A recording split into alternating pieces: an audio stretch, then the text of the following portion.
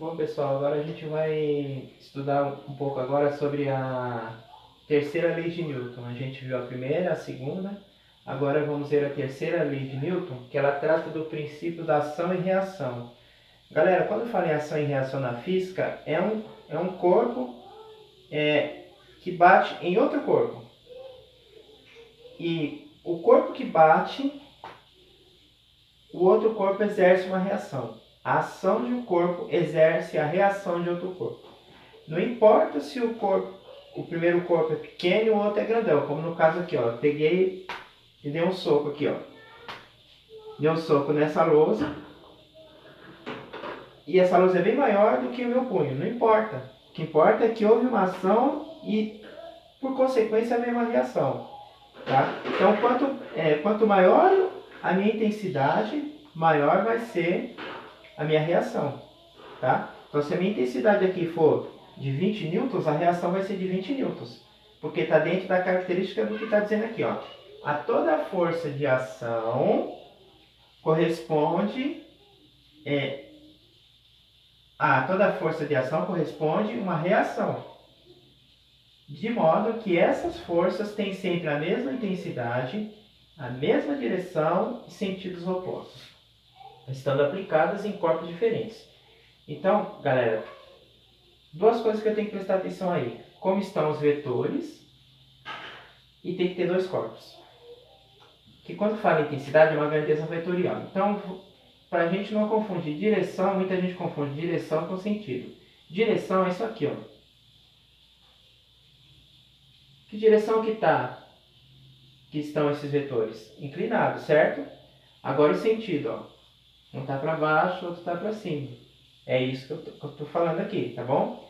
Então, direção é se é horizontal, vertical ou inclinado. E o sentido, se é para cima ou para baixo, se é para a direita ou para a esquerda. Olha só esse exemplo aqui. Não reparem no desenho que eu fiz desse... Eu sou muito bom em desenho, né? Só para vocês poderem entender bem. O homem empurrando esse bloco aqui, ó.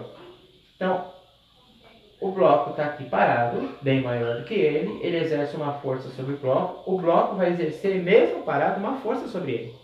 Porque houve uma ação do homem e uma reação do bloco. Então são dois corpos, o homem e o bloco, na ação do homem e a reação do bloco. Então veja só, eu coloquei eles separados aqui, ó, o homem e o bloquinho. Então o que acontece? Se ele exerce uma força, por exemplo, ele está indo na horizontal nessa força, certo? O bloco vai exercer a mesma reação. Então se foi, por exemplo, de 7 newtons, a reação do bloco vai ser de 7 newtons também.